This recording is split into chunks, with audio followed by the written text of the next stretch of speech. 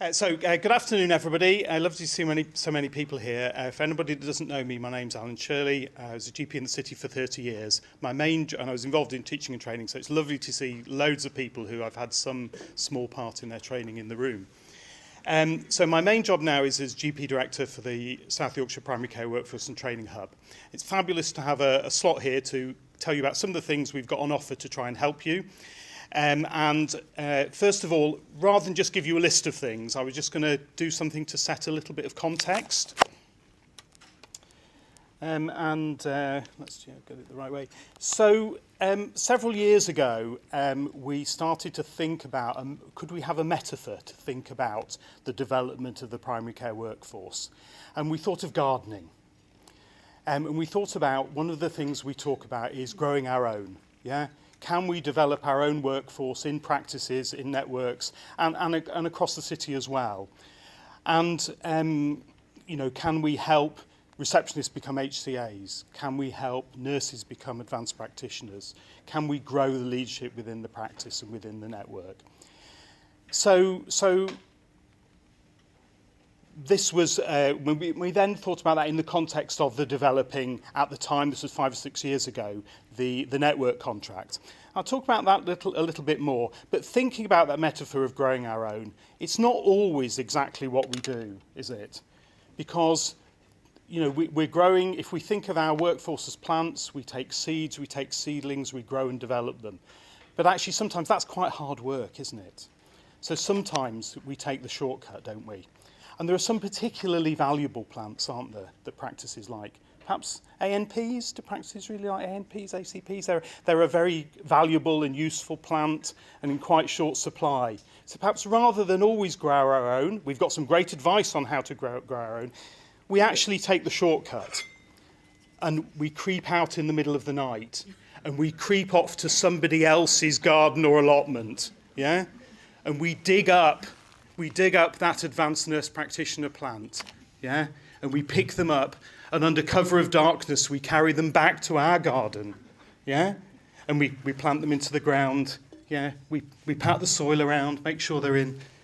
We get the water, we water them thoroughly, yeah? We water them thoroughly, make sure and hope that they settle in and that they will thrive and stay with us, yeah?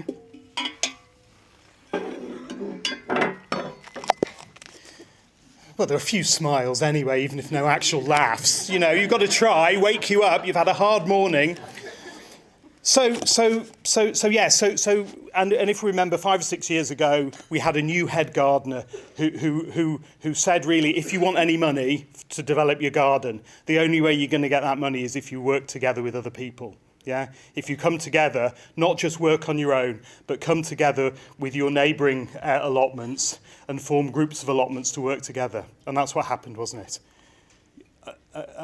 And we had to do that. And people have done that, and that's been done to greater or lesser success, of course. But it involved people doing things differently. And also some new seeds and plants that are perhaps less familiar, yeah? Coming in to join practices and networks funded through the Rs contract. And that's worked to a greater or lesser extent. And perhaps some of that is because of some of the naivety of the expectations of the system, but also perhaps some of ours expectations as well, And I'm now going to mix my metaphors really badly and talk about the cavalry, yeah? So if the Rs staff were the cavalry that were meant to come over the hill to rescue general practice, the problem with that is when the cavalry come over the hill in their horses, yeah, and they get down into the swampy lowlands of general practice, the horses get stuck, yeah, and they have to get off the horse and learn to become infantry, yeah, and learn a new set of skills, see what skills are transferable from their cavalry days, but what new things they have to learn. And they need some help to do that. And perhaps that's one of the things that has been variably successful across networks.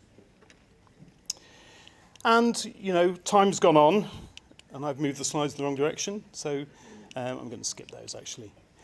And time's gone on, and it's not always been completely successful, has it?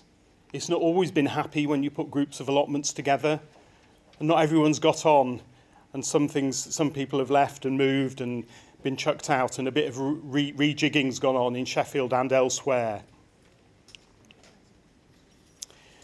And I guess the other thing that happened along with the new plants, if you like, was a massive increase in the GP plant nursery supply. Yeah, so a massive input into expanding training. Those of you that training practices will be living that now if you think of the number of trainees in your practice compared to 5 years ago. And of course that's been really successful in lots of ways, and that cohort are now coming through and CCTing. But we're left in this ridiculous paradox where we've got a desert of core practice funding, but actually quite a lot of GPs ready to be employed, but the money isn't there. So we're left in this ridiculous paradox that's been a result of that. I'm an appraiser as well, and I appraised someone 2 weeks ago who's been a GP in Yorkshire, not in South Yorkshire, for 10 years, and he's going to Canada because he can't get enough work. And that's just utterly crazy, isn't it? So where are we now? Well, we've got another new head gardener from a completely different gardening consortium that we've not had running the gardens business for quite a long time. And I don't know what you think, but he's sort of saying the right things so far, you know, and talking about 3 big shifts, you know, from community, from hospital to community, from analog to digital, from treatment to prevention. And really, we should be in a fantastic position to take advantage of that if things happen in the right way. So we have to wait and see, don't we, and see how well that pans out. So we in the Training Hub can't do anything to change any of that. You know, we can understand that environment, but we can't change your contract or can't change your funding. But what we can do is offer some forms of support and help. And there are small pots of money nationally and locally that we can funnel to you to help improve things and help support you in your career. So you could think of us as your friendly gardening advisor. Yeah? And here's my AI generator's idea of a friendly gardening advisor. So our friendly gardening advisors can help and provide some help and support. And we're here. Some of the friendly gardening advisors are down on this table here. So come and talk to us later on in the interval. Come and talk to us. But what I'd like to do now is actually get to some detail. What we want to do is give you an idea of the scope of our work and mention some specific schemes that we're running that should be of interest to you at your stage in your career. So I'm going to hand over to Louise now, who's the director of the Primary Care Workforce and Training Hub. Over to Louise. Thanks, Alan. So what are we going to do about all of this as a training hub? As Alan says, there's only so much that's in our gift. But we've put together a roadmap which hopefully sort of illustrates the sort of things that we can do to help. In the bottom corner there, that's our aim. Our aim is to support the growth and development of a thriving primary care workforce. So that's what we're trying to do in any way we can. So we've put our work into 4 key areas. We've got pipeline, new to primary care, development and retention, and leadership and legacy. So we've got a whole host of initiatives and programmes that sit in those 4 areas, which we'll give you a bit more detail on after this, but also come and talk to us about them if there's anything on there of interest. Throughout all of that, we've got an eye to health inequalities and integration. We try and weave that into everything that we do. That's really important to us. And also up in the top corner, AI, technology. We want to make sure that we're helping people to use and harness technology. Realistically, we don't want to do things for their own sake. But actually, we're starting to build that into some of our training and to help practices and networks and people working in and around primary care to make the best use of that. So I'm going to pass over to Emma now, who's our lead nurse, to give you a bit more detail about some of the things that we're doing that might be of interest.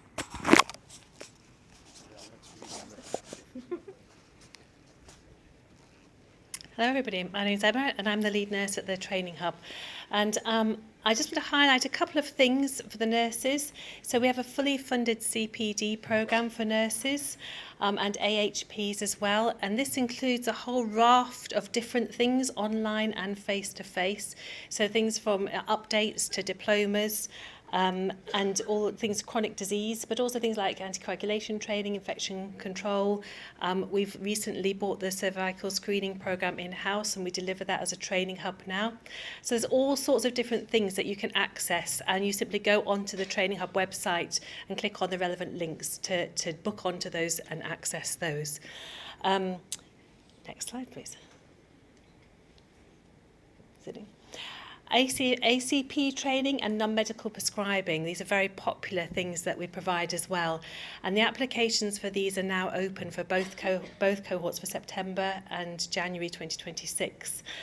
We ask that the employers apply on behalf of the person who wants to have the training, because obviously they have to have the right clinical supervision and have that approved by the employers rather than the employees. But again, you apply via the website. And there's lots more information about all these different things at our stall over there, so you can come and see us afterwards if you'd like to have a chat. We have the Nursing Associate Programme and also the VTS programme for new nurses coming into primary care. The Nursing Associate Programme runs every spring, and it's a year-long programme. And then we have the VTS programme for new practice nurses that is launched and starts every autumn. And again, that's a year-long programme that gives people who are coming into primary care, from if they're newly qualified or if they come from a different environment, the training they need, the foundation that they need for primary care, to work in primary care. Okay, back to me. You'll remember that one of the previous head gardeners summarily closed the GP New to Practice Fellowship Scheme. So that ended, the previous programme that was nationally funded ended in March last year.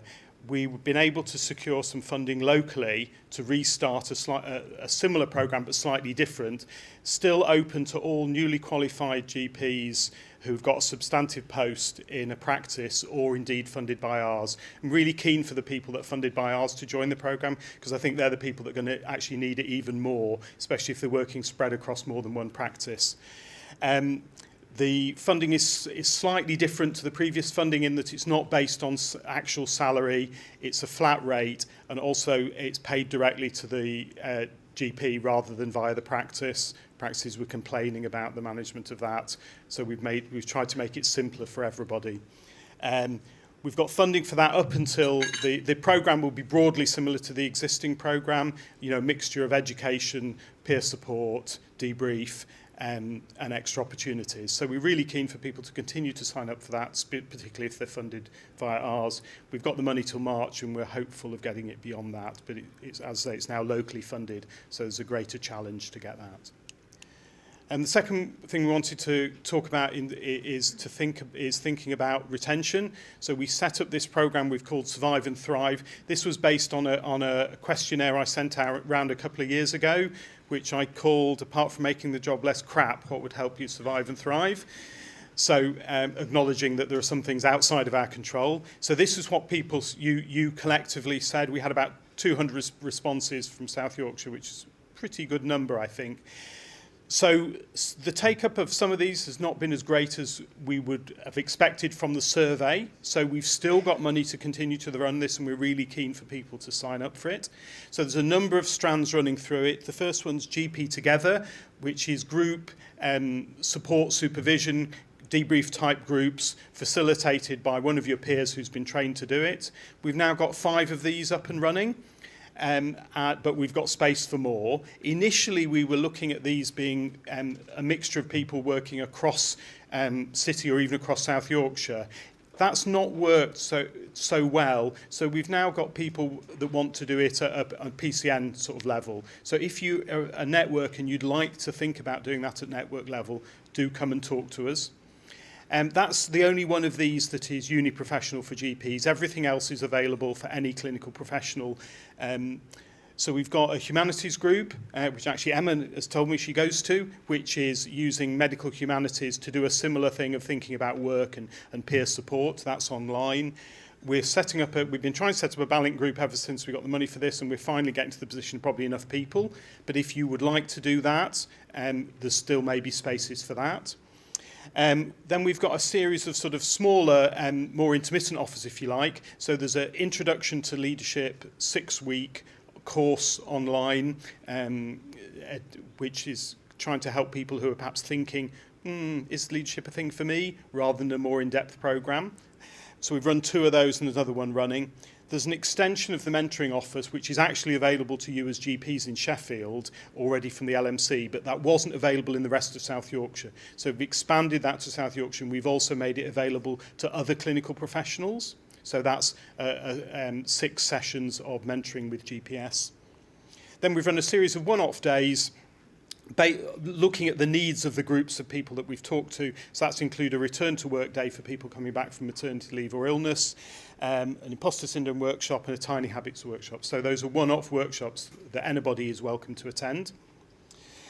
We've also had a series of wellbeing webinars delivered by Resilient Practice, Karen Forshaw's and I've forgotten her, Chrissy's organisation from Doncaster.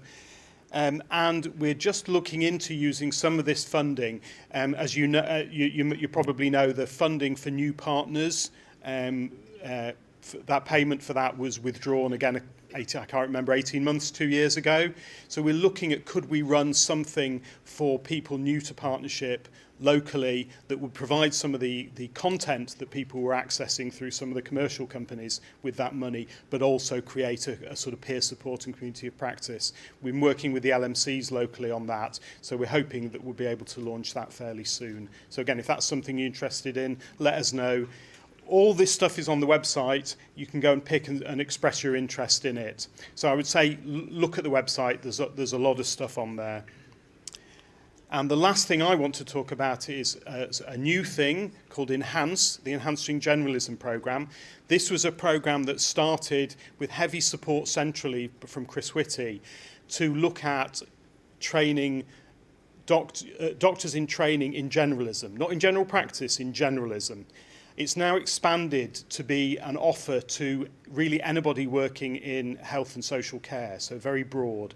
We've got in the training hub, we've got the contract to deliver that locally in South Yorkshire on behalf of the ICB for the whole of the system, not just for primary care. But we're really keen for people to join that. We're particularly looking at that, lining that up with integrated neighbourhood teams. So if you're an area, PCN, that's working well with your neighbourhood and would be interested in a group of people coming together to do this programme, that'd be fabulous. So it's a 12-month programme requiring approximately 4 hours a week of time, with 7 or 8 whole-day study days, but then self-directed work in between. Really great curriculum covering various aspects of generalism. Unfortunately, no funding for people's time for that. But so if you're interested in that, again, get in touch with us. And I'm not going to mention that one. So hopefully we can help your garden thrive. But come and talk to us. We'd really like to help. I'm done.